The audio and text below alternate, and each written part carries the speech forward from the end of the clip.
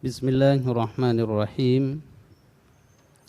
Assalamualaikum warahmatullahi wabarakatuh.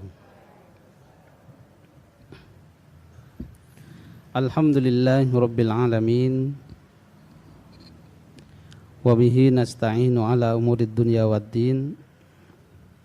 Asyhadu an la ilaha illallah wahdahu la syarikalah. Wa asyhadu anna Muhammadan abduhu wa rasuluh.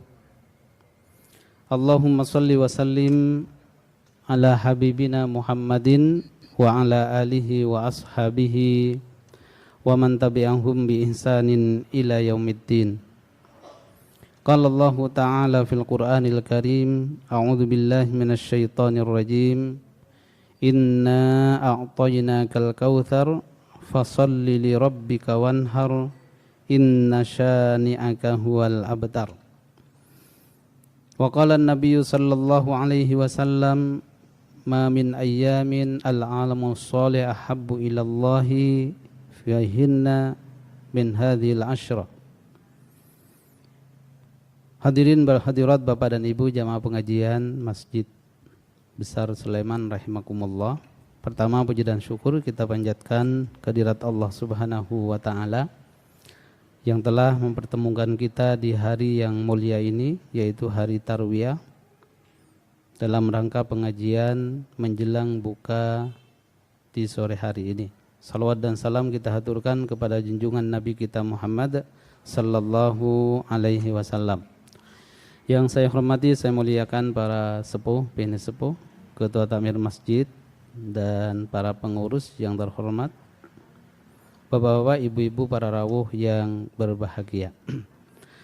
Bapak ibu sekalian rahimakumullah, setengah jam yang ke depan kita akan membahas dengan tema yang diberikan oleh takmir, belajar ikhlas dari keluarga Nabi Ibrahim alaihissalam. Jadi belajar ikhlas dari Nabi Ibrahim dan keluarganya.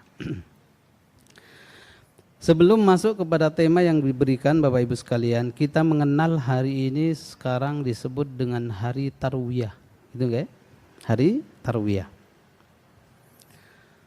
Jadi hari Tarwiyah itu secara bahasa, kalau kita lihat dari kamus, adalah minum dengan kenyang,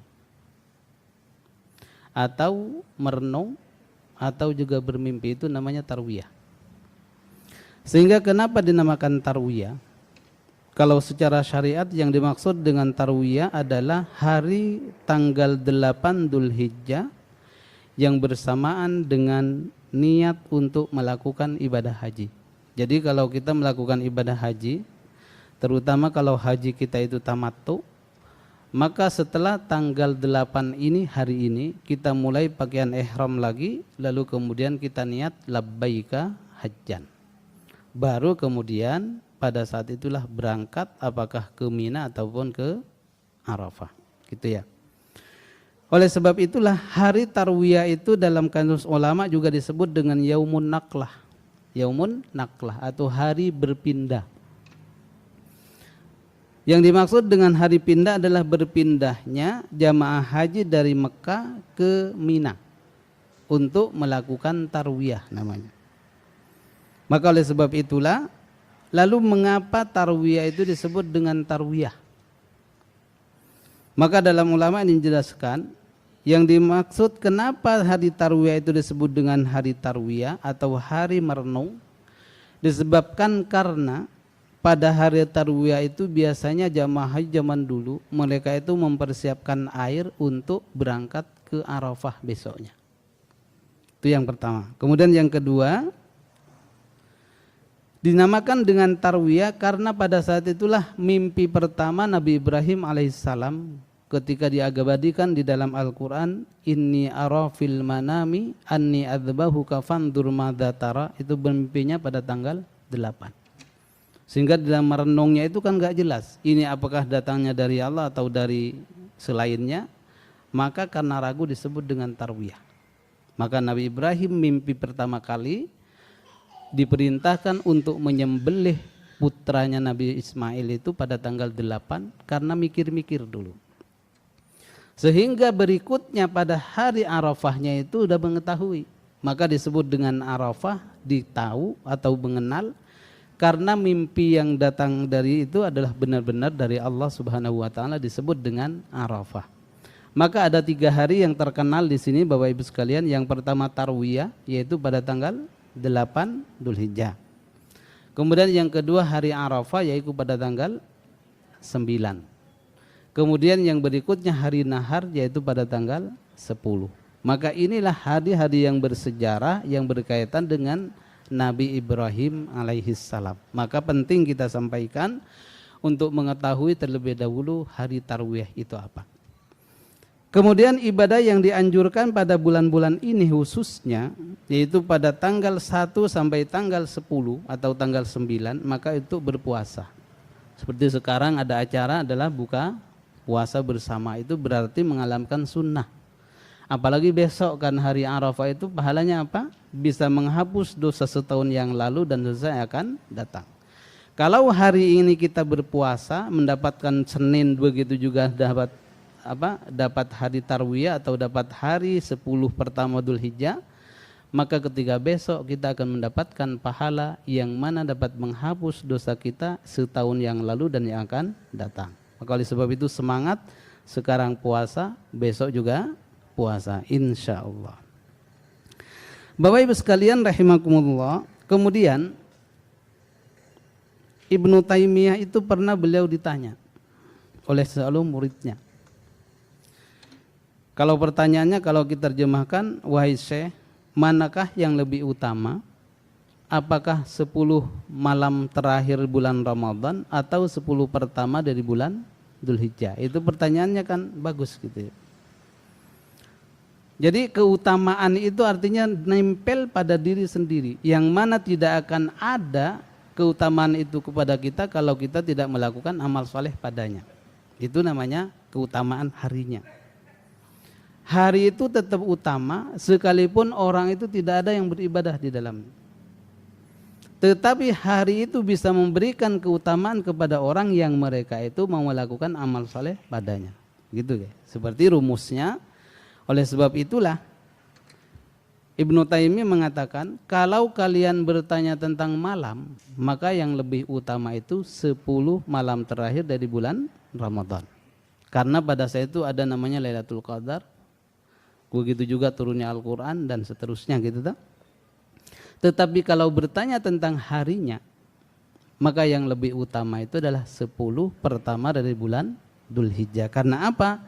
Karena pada 10 Dzulhijjah itu di awal-awal ada di situ ada namanya hari Tarwiyah, ada namanya hari Arafah, ada namanya hari Nahar, yang mana kata Nabi Shallallahu Alaihi Wasallam, sesungguhnya Allah paling banyaknya membebaskan orang dari neraka yaitu pada tanggal 9 Dzulhijjah yang disebut dengan hari Arafah. Maka perbanyaklah doa. Maka orang yang melakukan ibadah haji tidak dianjurkan berpuasa karena capek dan seterusnya.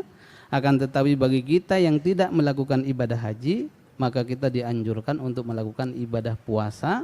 Syukur-syukur kita dari tanggal 1 itu sudah dianjurkan. Kalau enggak ya tanggal 8 atau tanggal 9-nya. Itu sudah bagus dibanding dengan tidak sama sekali. Itu Bapak dan Ibu sekalian sebagai perkenalan dari hari Tarwiyah, sehingga yang kita peringati itu, yang kita mengaji di pada hari ini adalah hari Tarwiyah, yaitu tepatnya pada tanggal 8 Dzulhijjah. Kemudian baru kita masuk kepada permasalahan bagaimana Nabi Ibrahim alaihissalam, kita belajar ikhlas dari beliau dan keluarga. Tapi sebelum kita melanjutkan, saya akan tanya 2 perkara dulu. Mungkin ada yang bisa jawab. Pertanyaan yang pertama,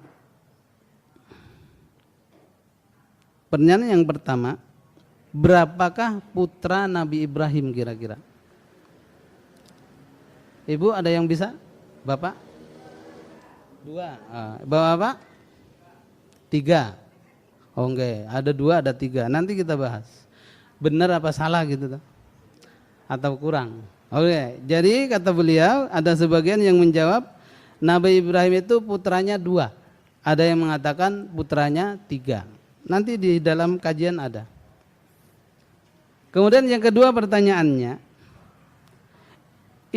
salah satu istri dan Nabi Ibrahim itu namanya Sarah atau Siti Sarah. Apakah beliau itu punya peran?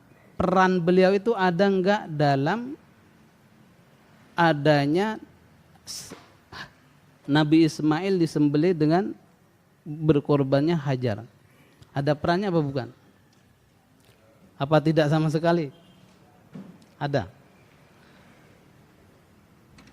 Ya. Jadi Nabi Ibrahim kan nanti beliau itu salah satu yang terkenal dalam sejarah itu bagaimana beliau mengorbankan semua harta bendanya pada saat itu ya, semua yang dimiliki disembelih. Sampai-sampai beliau itu terungkap, seandainya jangankan harta kambing dan lain sebagainya, kalau Allah memerintahkan aku menyembelih anak pun saya akan sembelih. Coba, itu udah saking itu. Berarti penyembelihan Nabi Ismail dan juga Hajar sebagai istri Nabi Ibrahim itu, apakah peran Sarah itu ada enggak apa di situ? Ada enggak? Atau enggak ada? Ada. Oke. Jadi sepakat ya. Jadi yang pertama sebelum kita masuk kita jawab dulu pertanyaan dua. Yang pertama, berapakah putra Nabi Ibrahim? Itu ada yang jawab 2, ada yang jawab 3. Maka dua-duanya kurang. Kalau bahasa kerasnya salah gitu ya, tapi halusnya ya kurang. 4, salah juga. Jadi jumlah putra Nabi Ibrahim itu berjumlah 13. Jumlahnya 13. 13 ya. Nah, 13 itu dari berapa? Jadi sebenarnya yang terkenal itu memang 2. Terkenal 2, tapi dalam qasasul Quran atau qasasul Anbiya itu ada 13. Jadi istri Nabi Ibrahim itu bukan 2 tapi 4. Ya. Yang pertama namanya Sarah, punya putra namanya Ishak. Kemudian yang kedua namanya Hajar, punya putra namanya Ismail. Kemudian yang ketiga namanya Kanturah. Ini punya putra 6. Yang nanti salah satunya ada yang disebut dan Kan'an. Di Kan'aniyah itu ya.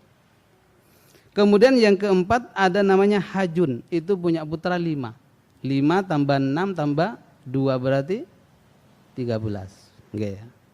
Jadi putra Nabi Ibrahim alaihissalam itu jumlahnya semua 13. Tapi yang langsung menjadi nabi itu 2. Tapi kalau keturunannya ada juga nanti di sana Nabi Syuaib itu juga keturunan beliau. Dari jalur dari nama Kanturah tadi. Itu. Maka itu sebagai informasi awal bahwasanya mengapa Nabi Ibrahim itu banyak. Jadi putranya itu 13, akan tetapi yang terkenal 2. Begitu juga yang terkenal istrinya itu 2, tapi istri beliau itu 4. Ya. Yang pertama namanya Sarah, yang kedua namanya Hajar, yang ketiga namanya Kantura, yang keempat namanya Hajun. Semuanya itu di dalam sejarah. Tuh. Kemudian pertanyaan yang kedua. Yang tadi dijawab apakah punya peran Sarah itu terhadap bagaimana dikorbannya Nabi Ismail, bagaimana berkorbannya Sarah, Hajar. Itu sangat kerat. Dulu Nabi Ibrahim alaihissalam itu kan beliau itu nikah dengan Sarah. Sarah itu sepupunya Nabi Ibrahim.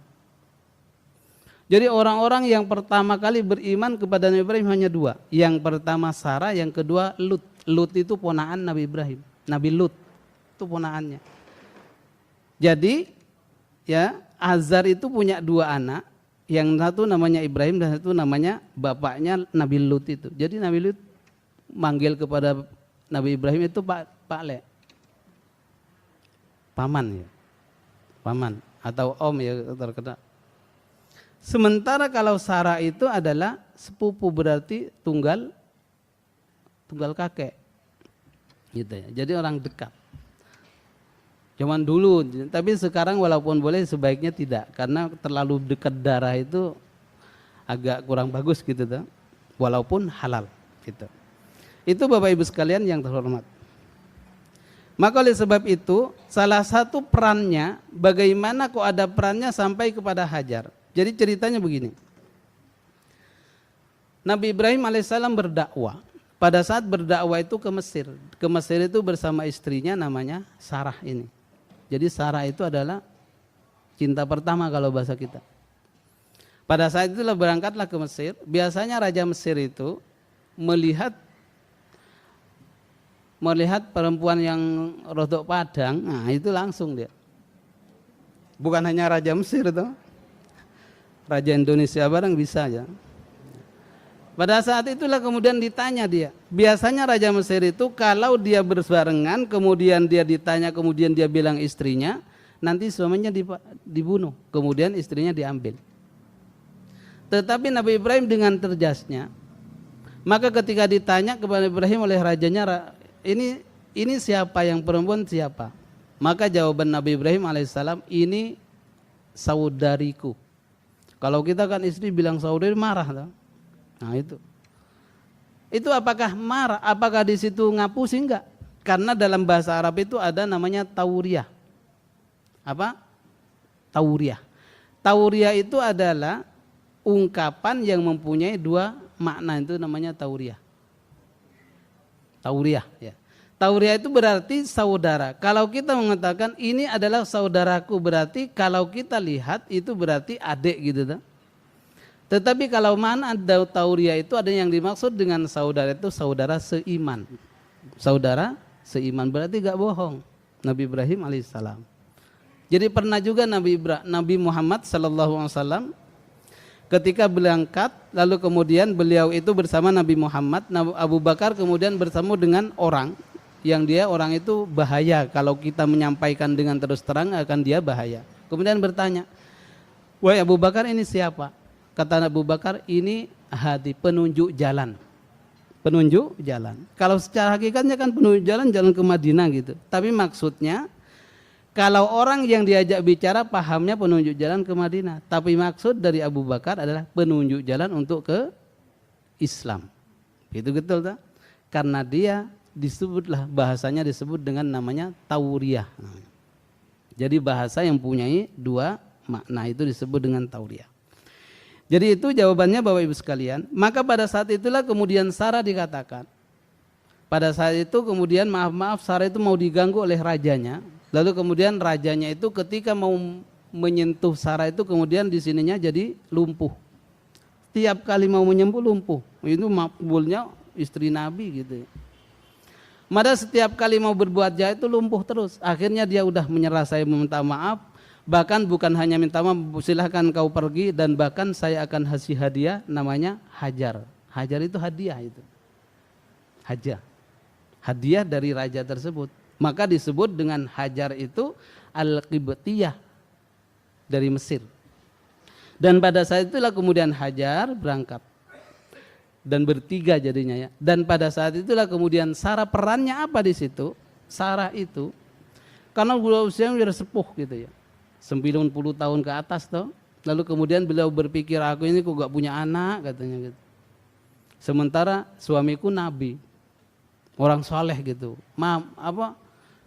Nanggung atau sayang sekali kalau dia tidak mempunyai keturunan gitu. Akhirnya Sarah itu kemudian berkata kepada Nabi Ibrahim, Bang, kalau bahasa kita, Bang, aku itu udah tua. Bagaimana kalau saya tawarkan engkau nikah aja sama Hajar, katanya. Ditawarin. Kalau kita kira-kira ada yang ditawarin enggak? Enggak ditawarin udah mau. Ya. Pertama Nabi Ibrahim menolak. Enggak, saya kamu aja jangan. Karena dipaksa. Akhirnya ya manut gitu tuh. Manut istri itu juga bagus ternyata. Akhirnya manut. Akhirnya nikahlah itu atas permintaan Sarah. Ini gak usah contoh abot ini. Abot banget. Hanya sejarah bagaimana untuk sampai kepada bagaimana ikhlasnya keluarga Nabi Ibrahim alaihissalam. Maka pada saat itulah kemudian Bapak Ibu sekalian nikah, lalu kemudian dikandungi putra lah namanya Nabi Ismail. Berarti perannya kan sangat berat. Maka pada saat itu perannya mudah. Dan begitu juga beliau ketika sudah punya anak, 13 tahun kemudian Sarah yang sudah sepuh itu punya anak namanya Ishak. Jadi Ishak itu adiknya, 13 tahun di bawah Nabi Ismail alaihissalam. Istilah mancing gitu ya. Jadi Sarah itu mancing, suruh nikahi dulu, kemudian dia punya, ternyata dia juga punya anak sendiri. Maka itulah, itu kisahnya seperti itu. Itu Bapak dan Ibu sekalian yang terhormat, itu kisahnya jawaban yang tadi. Berarti perannya sangat ada, dan begitu juga ternyata Nabi Ibrahim itu punya anak bukan hanya 2 tapi ada 13. Jadi Sarah sangat punya peran dalam bagaimana Nabi Ismail alaihissalam dengan Hajar. Pertama, Bapak Ibu sekalian, yang pertama yang akan kita pelajari, kenapa kita belajar ikhlas itu harus penting? Maka pertanyaannya harus dijawab, karena dengan adanya keikhlasan itulah syarat utama diterimanya amal. Sehingga Imam Nawawi mengatakan amal ibadah itu bisa diterima dengan 2 syarat. Yang pertama beriman, yang kedua ikhlas gitu toh. Iman, ikhlas. Sebanyak apapun sedekah kita atau punya keahlian apa tetapi tidak beriman, tidak punya nilai di hadapan Allah Subhanahu wa taala. Itu yang pertama. Kemudian singkatnya yang dimaksud dengan ikhlas itu adalah membersihkan niat dari segala kepentingan selain Allah. Itu singkatnya ya. Jadi membersihkan niat dari segala kepentingan selain daripada Allah Subhanahu wa taala, itu namanya ikhlas. Jadi kalau masih ada untuk orang, untuk amal dan selainnya, bukan namanya ikhlas. Kita akan mempelajari, tinggal dikit ya. Kita akan mempelajari 4 bagaimana mencontoh keikhlasan dari sosok 24 orang. Yang pertama adalah Nabi Ibrahim, kemudian yang kedua Sarah, yang ketiga Hajar, dan keempat adalah Ismail alaihissalam. Yang pertama, kita mencontoh keikhlasan Nabi Ibrahim alaihissalam. Keikhlasan Nabi Ibrahim yang pertama bagaimana beliau, walaupun beliau itu tidak disenangi oleh orang tuanya karena mengajak kepada Islam, maka beliau itu tetap berbakti kepada kedua orang tuanya. Azar itu mengusir Nabi Ibrahim, tapi Nabi Ibrahim tetap ikhlas. Coba. Itu adalah keikhlasan. Bagaimana ikhlasnya berbakti kepada kedua orang tua. Nah, begitu juga kita dalam kehidupan modern.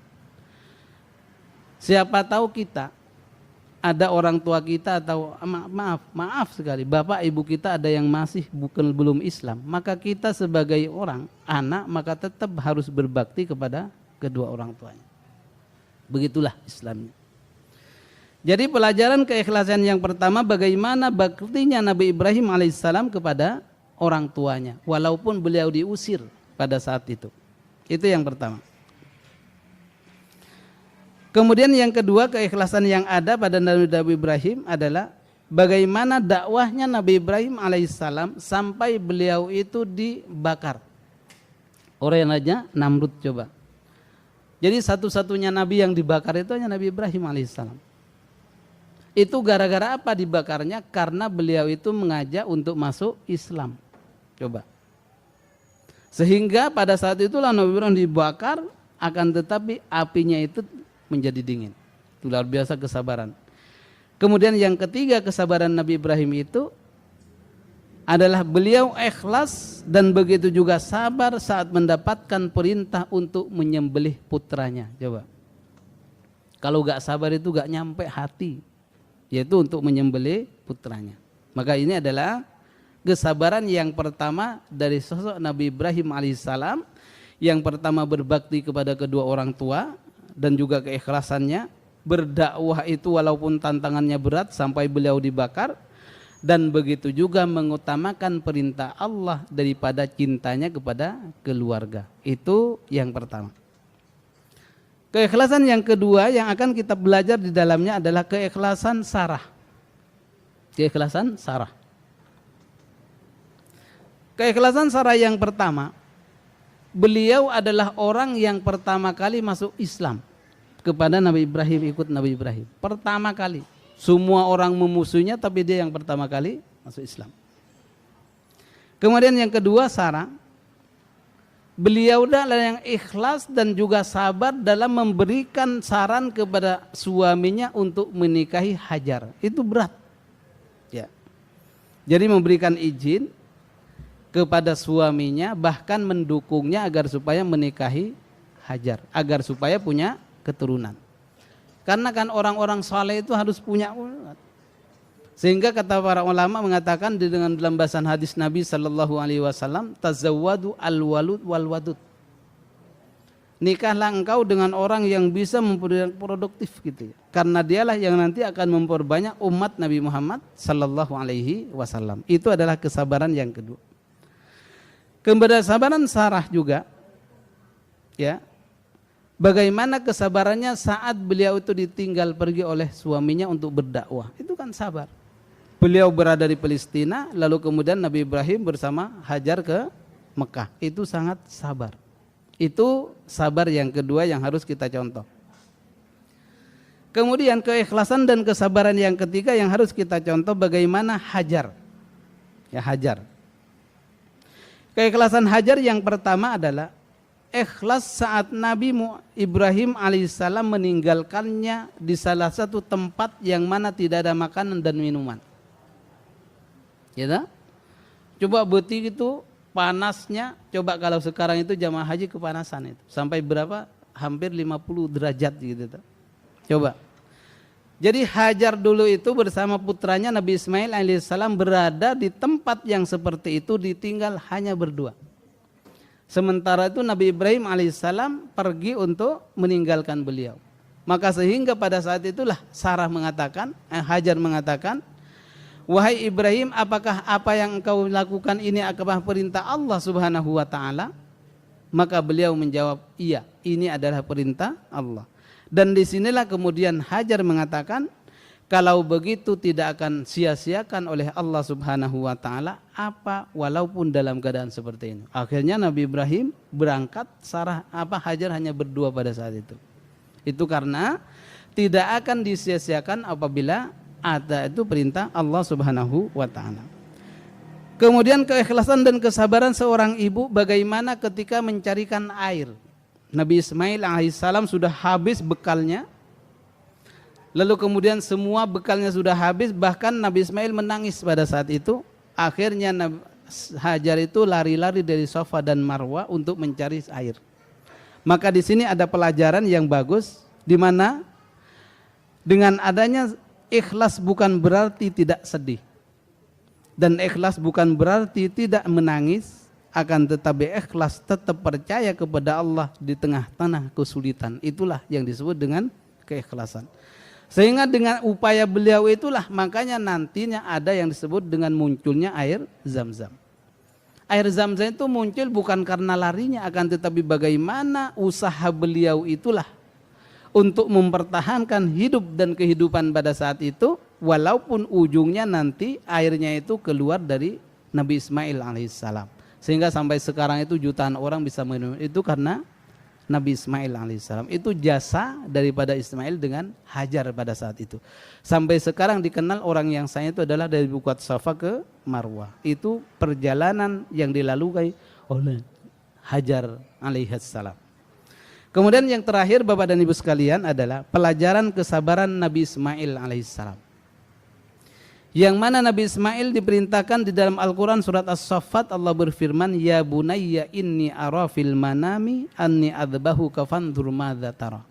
Wahai anakku, bagaimana pendapatmu, aku ini diperintahkan oleh Allah untuk menyembelih engkau. Apakah engkau rela atau tidak? Apa jawaban beliau? Ya abatif al-ma tu'mar satajiduni insyaallahu minas sabirin. Wahai Allah, wahai ayahku, lakukanlah apa yang diperintahkan Allah subhanahu wa ta'ala, niscaya engkau mendapati aku menjadi orang yang sabar. Maka pada saat itulah Nabi Ibrahim alaihissalam rela. Dengan bagaimana tangisan Nabi Ibrahim sangat penyembelih itulah, sehingga kalau kita ke Mekah atau tempatnya di Mina itu biasanya kita melihat tugu ya. Ada tugu Arafah, ada tugu Mina. Disitulah tempat penyembelian Nabi Ismail yang nantinya diganti dengan kambing pada saat itu. Jadi yang pertama adalah bagaimana Nabi Ismail alaihissalam rela atau ikhlas karena Allah subhanahu wa ta'ala ketika mendapatkan perintah untuk disembelih. Dengan ikhlas itulah kemudian Allah Subhanahu wa taala menggantinya wa fadainahu bidzibhin adzim. Lalu kemudian Allah menggantinya dengan seekor domba pada saat itu karena keikhlasan. Maka kemudian yang berikutnya ikhlas dalam membangun Ka'bah juga dalam keikhlasan. Dan begitu juga ikhlas walaupun beliau itu jauh dari orang tuanya tapi tetap beliau itu berbakti kepada Nabi Ibrahim alaihissalam. Sehingga oleh sebab itulah bahwasanya kesimpulan ikhlas yang harus ada di dalam diri kita pada saat ini di era modern ini, yang pertama ikhlas dalam beribadah kepada Allah, yang kedua adalah ikhlas dalam berkeluarga, artinya mencari nafkah untuk keluarga, yang ketiga ikhlas dalam melakukan ketaatan kepada Allah, dan ikhlas dalam berjuang di jalan Allah Subhanahu wa taala. Sehingga oleh para ulama dikatakan kalau Nabi Ibrahim itu ikhlas karena menjalankan perintah, sementara Hajar ikhlas karena beliau adalah senantiasa bertawakal kepada Allah, dan kemudian Ismail itu ikhlas dan senantiasa menerima ketika beliau dikorbankan. Itulah keikhlasan yang paling tinggi di hadapan Allah Subhanahu wa taala. Oleh sebab itulah Bapak dan Ibu sekalian rahimakumullah, kita sebagai apapun jadi orang tua bagaimana mencontoh Nabi Ibrahim alaihissalam, jadi seorang anak bagaimana mencontoh Nabi Ismail alaihissalam, jadi seorang istri bagaimana mencontoh Sarah dan juga Hajar dalam kehidupan ini. Jika muncullah nantinya yang kita harapkan itu bagaimana ada Hajar masa kini, dan begitu juga ada Sarah masa kini. Inilah yang didambakan oleh Islam yang sebagai rahmatan lil alamin. Sebagai penutup Bapak dan Ibu sekalian rahimakumullah, ada satu kisah, ada satu ungkapan. Sesungguhnya kalau orang itu meninggalkan sesuatu karena Allah atau memberikan sesuatu karena Allah, maka dia akan diganti oleh Allah Subhanahu wa taala dengan cara yang tidak disangka-sangka. Itu janji Allah Subhanahu wa taala kepada kita. Maka oleh sebab itulah janganlah kita sampai bosan kita melakukan ketaatan kepada Allah dan ibadah. Janganlah kita bosan dalam memberikan sesuatu kepada orang bersama, dan jangan juga bosan senantiasa berbuat baik kepada sesama, karena semua itu nilainya adalah ada di sisi Allah Subhanahu wa taala. Mungkin itu dulu yang dapat kami sampaikan. Mungkin ada yang bertanya, kata Pak Anu ada yang kita buka tanya jawab 2 menit, kemudian kita tutup nantinya seputar bagaimana perjalanan ikhlasnya Nabi Ibrahim alaihissalam bersama Nabi Ismail alaihissalam. Gak ada nggak ya? Oh ya udah, berarti udah paham semua apa berarti ya. Tuh. Maka Bapak Ibu rahimakumullah, maka dari itulah kesimpulan terakhir. Yang pertama kesimpulannya adalah bahwa hari Tarwiyah itu adalah bijakan awal pelaksanaan ibadah haji. Tarwiyah itu adalah momen pertama kali orang melakukan ibadah haji, di situ startnya. Jadi berangkat ke Mina lalu kemudian kedua. Kemudian yang kedua, bahwasanya anak, istri dan suami bisa menjadi sebagaimana Nabi Ibrahim dan keluarganya kalau dia mencontoh bagaimana perjalanan hidupnya, yang mana beliau taat kepada Allah mendahulukannya, didahulukan dari yang lainnya, lalu kemudian beliau juga mengembangkan cintanya kepada Allah daripada cinta kepada selainnya. Kemudian yang terakhir adalah kesimpulannya bahwa Nabi Ibrahim mempunyai anak yang soleh itu disebabkan karena beliau juga baktinya kepada kedua orang tua. Oleh sebab itulah Nabi Ibrahim berbakti kepada kedua orang tuanya hanya satu, tetapi dibalas oleh Allah anaknya 2, semuanya berbakti, yaitu Ishak dengan Ismail alaihissalam dan anak-anak yang lainnya. Mungkin itu kesimpulannya. Mari kita akhiri dengan bacaan doa kafaratul masjid. Subhanakallahumma wa bihamdika asyhadu an la ilaha illa anta astaghfiruka wa atubu ilaik. Terima kasih dan mohon maaf. Ihdinas siratal mustaqim. Wassalamualaikum warahmatullahi wabarakatuh.